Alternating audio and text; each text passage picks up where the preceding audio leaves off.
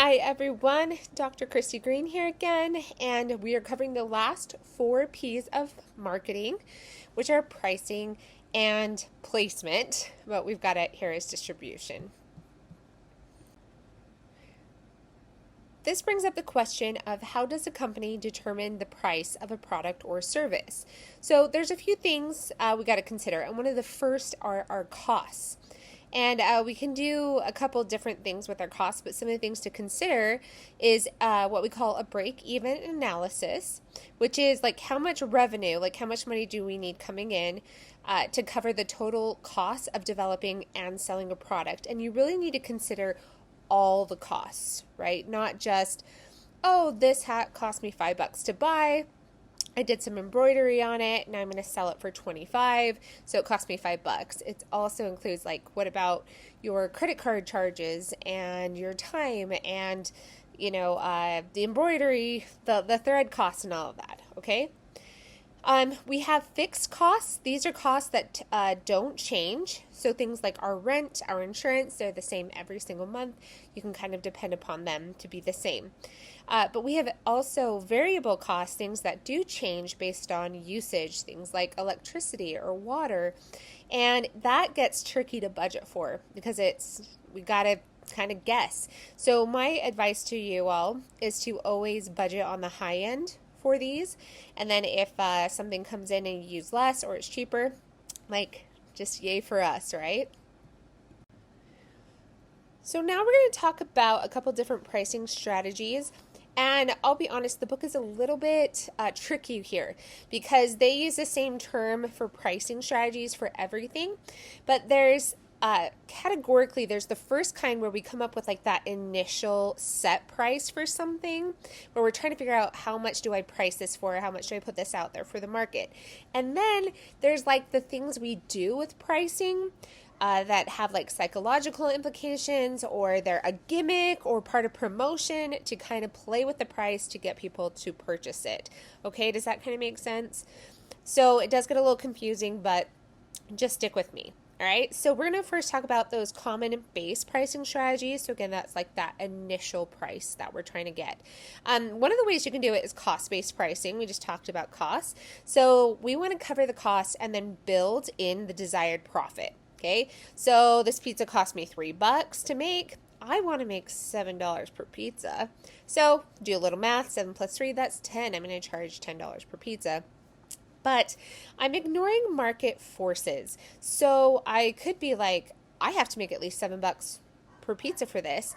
And then people are like, yeah, your pizza's not worth $10. Sorry, like not paying for it. Or people will be like, this is a steal of a deal and I undersold myself. Okay. Another option is target-based pricing, and that's where we start with the price based on market research, then determine if we can make the product for less, and then we build in a profit margin. So we go out and we like ask people how much they would pay for this pizza. Find out they would pay $10. Okay, they're like, yeah, this pizza is worth $10 for me. Cool. All right. So then we know that we want to make at least a 50% profit. We need to make at least $5 per pizza. So then we go out and figure out how to make a pizza for the difference, which would be another $5. And our cost can't exceed that. But we have to make a pizza that people will pay for $10 so we can get our $5 profit. This can be a really good strategy as well. But maybe we're like, oh, we've got $5 in budget to spend, when we could have, if we'd started with like how much the pizza could cost, we could have made it for $3. Instead, we're like, oh, I can afford the fancier cheese because we have more budget for it. Does that kind of make sense? So pros and cons there. Another one is competitive-based pricing. So basically, we look at all of our competition at our rivals, and then we price based off of them. So sometimes you might go with a cheaper option because you want to get a market share, and people are like, oh yeah, I always want to go with the cheaper option, right? But sometimes you don't price cheaper, you price the same, or you price more because your product is better, or maybe it's a luxury product, or maybe it's unique and you need to charge more because of those things. And that's how you gain a market share, is from the uniqueness. Okay, now we're going to talk about other pricing strategies. So now that we've got like the set price for our product or service, now we can kind of play with it. And one of these ways to play with it is called price skimming. So we're going to start out with a really high initial price and then lower it over time. And a product that does this, or an industry that does this, is the tech industry, right? So a phone comes out, initially, and it's $1,000, $1,200 now. But if you get an older model, like a year or two older, you can get it for 600 or 700, right? So the price does come down over time. You can do discounts. So you just like undercut the competitors. You say, hey, this is 50% off. Maybe we're just trying to liquidate something, get rid of something, or just say we're doing a sale to get people drawn to us. Other companies do what's called everyday low pricing. So their products are already at the lowest they can be. They're never going to give you a sale, but you always know that you're getting a very good price. So this would be places like Walmart and Winco that do that. You can also bundle. So that's when you have a lower price because somebody bundled products. And we see this happen a lot with like phone services, like let's bundle your phone and your internet. And then it gets cheaper because we did that. We've got a bundled, Disney Plus Hulu, and it's cheaper because we bundled them. So that's something that they do a lot of as well. There's also a psychology behind pricing where we've got this odd even pricing. So we use odd numbers to make something appear cheaper. So like $9.99 instead of $10. This like gets my mom. Like my mom as a kid, she'd always be like, "Oh, this is $9." And I'd be like, "Mom, it's 10." And she's like, "No, it says $9." And I'm like, "It's $9.99. Like it's 1 cent off of 10.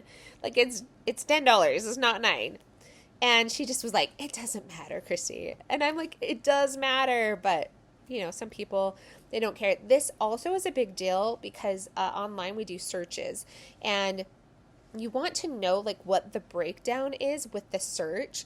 Because if you've got like a product on Amazon, it goes like from $0 to $25 or things like that. So if you're priced at $25.01, you're now no longer in that lower bracket. But if you were at $24.99, you would be in that lower bracket.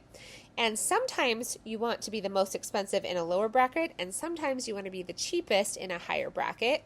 But you just need to be aware and just need to know. So you can do these things to your advantage, right? Strategy. A lot of places also do what are called credit terms. So you can get a large expense, but then it gets broken up into payments. So we see this a lot with furniture. Amazon is letting you do this now, break it up into 4 payments. But good thing on Amazon is they do have a max. So you can't just like load up your cart with like 200 really expensive things and just make payments. Then we also have what's called luxury pricing. I talked about this a little bit on the earlier slide, and that's where we've got a value-based backed superiority product, prestige to a product, a name. Like think about Louis Vuitton. They don't even need to print their prices. Really fancy restaurants, they don't even put their prices on the menu. If you have to ask what the cost is, like you can't afford it. You shouldn't be there, right? Okay, now let's talk about distribution. So this is how we get our product or our service to the customer. So products just rarely go straight from the manufacturer to the customer. We often have lots of what we call intermediaries, or in common terms, middlemen. And you can see from this picture, we've got some wholesalers, retailers. There could be a ton of them, or there could be one. It just depends on the industry and product. So here's a little bit more of a breakdown on these intermediaries. So you can see that we call it a direct channel when we go straight from the producer to the consumer. And with these distribution channels are some of the ways that companies have like disrupted their industry. So think about Purple Mattress. They went, mattress companies, they never, ever go straight to consumer. Like a manufacturer like Serta makes the mattress, then they sell them off to R.C. Willey, to Sleepy Brothers, sleeping mattress, like whatever, and then they sell them from there to a consumer. And so you can go into like a place and try out all these different mattresses. Purple decided to do something different, and they went straight to the customer. And there could be a bunch of reasons for this. Like part of it might have been that the product was too expensive. So it's already $1,000 mattress. I mean, they've gone up now, but started at $1,000, and maybe by the time there were intermediaries in between it, the price would go up so much that nobody could afford this mattress, not even at a luxury pricing, not even at like, wow, this is the best thing ever. They just couldn't afford it, and they couldn't afford to sell it for less. So that may have been it, or they may have just wanted to disrupt the industry and said, hey, this is how we can get our share. Then we've got retail channels. That's where we go from the manufacturer to a retailer to a consumer. Think about like, a lot of grocery stores are this way. Then we've got a wholesale channel where we go from the manufacturers to a wholesaler, and common wholesalers we think of are going to be like Costco and Sam's Club, but we also think about those as just like straight up retail for us. There are lots and lots of wholesale companies. Like there are wholesale flower companies that just sell, beautiful florals and distribute them to other stores. There are clothing wholesalers. There's every industry has wholesalers. And from there, then it goes to a retailer, then to the consumer. And then we've got what's called an agent channel, where a product has to go to an agent or a broker. They are the ones that set up the deal with who can have their product. And then it goes to a wholesaler, retailer, and consumer. We also have some industries that just go from an agent to a consumer, and those things would be like insurance agent, real estate agent, and a real estate agent is going to have a broker as well as an agent. Anyway, lots of people in the middle. Okay, so let's now talk about the difference between brick and mortar retailers and then online.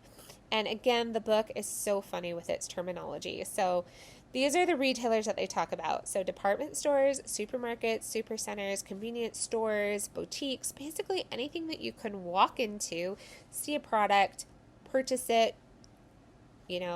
tap your card or whatever, and walk out of, you're in a brick and mortar retailer. Then they call these non-store retailers, which are kind of funny, but I guess it just means that it's not in a box. But we've got vending machines. We have direct selling, and direct selling can be like multi-level marketing, those MLMs. We have so many of them, like Mary Kay. Like Utah is like the capital of MLMs. So, and just like word of the wise on MLMs, if you can get in early, like top tier early in an MLM, and you are willing to like dedicate your life to it, like really put in some effort, you can make millions for a solid 10 years. I mean, tons and tons and tons of money. Okay, like the people who got in on those LuLaRoe leggings at the top, they made, checks hundreds of thousands of dollars a month. Okay, I personally know somebody who did that with paparazzi jewelry, and she made millions every year, at least $1 million every year. Made a ton of money selling $5 jewelry. Okay, but by the time you get down the chain, because you make money off of people selling below you, okay, your chance of making a lot of money is not super great. So you can make money, but you also usually end up spending as much to get the product as you end up selling. You have to really, really put yourself into it and dedicate yourself. So anyway, that's my little spiel on multi-level marketing. If you can get in early, great. If you can't, your choice. There's door-to-door sales, and then also house parties. I've seen house parties kind of go out. Again, they're often tied to MLMs, but I think, especially now that COVID is gone, I kind of wonder if they won't come back, but come back with some flair. Kind of come back as this super rich, posh thing to do. We'll see. There's also catalog marketing as seen on TV and on online retailers, e-commerce. As seen on TV makes me laugh because when my grandma passed away and we're going through her house, there was an enormous amount of as seen on TV products, and I wasn't mad because I got all of the MAC makeup. Or no, mineral makeup. Okay, online retailer distribution. So this is, everybody should be really familiar with this, but, we're going all academic here, right? So we've got online marketplaces. So this is where we have multiple sellers in one space, and we've got like Amazon and Etsy that are considered these marketplaces. We have auction sites like eBay where you can bid on products. You can do bulk buying, places like Costco, Alibaba, and then there's subscription clubs that are online where you like sign up for a subscription and you get sent, something every month, box of the month clubs. And there's like a box for everything. So anyway, kind of fun to get stuff on your doorstep, right? Okay, let's talk about supply chain and logistics. We ship so much stuff. It is insane. Like, if any of you guys can go over to California and see the port of LA, it takes you probably like 20 to 30 minutes just to drive through, like, past the whole port.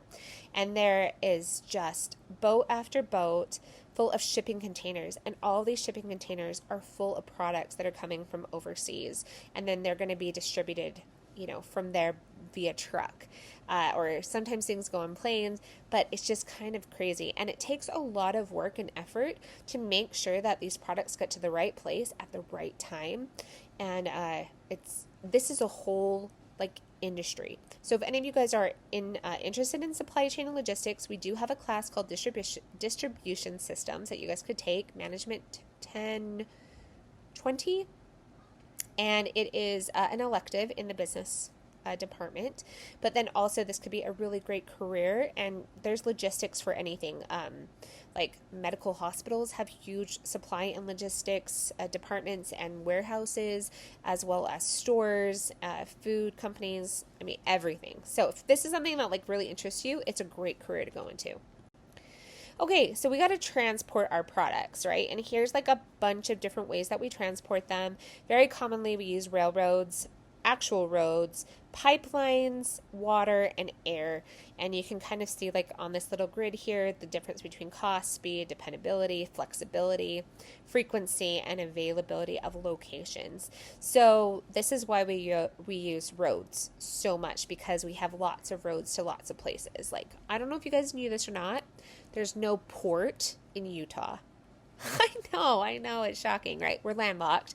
So we can't have everything just brought over via boat.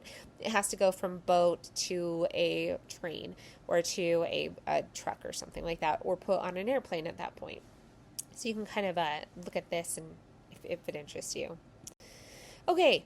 So once we get all of these products, we also have to store them, and that's actually a really big deal because we don't want products rotting or being forgotten, and we need to be able to organize them and manage them. So we have two different ways that we kind of do that commonly. One is warehousing, where we store goods, and that may or may not be owned by the manufacturer. There could be a warehouse for Kellogg, or they could also just rent out warehouses from somebody else, or they could just send their products to somebody else who then holds them. There could be lots of different ways that this is done. We also have distribution centers and store goods. They store goods for a very short period of time, and the whole point is that the products come in and then go out, and they're collected or distributed elsewhere.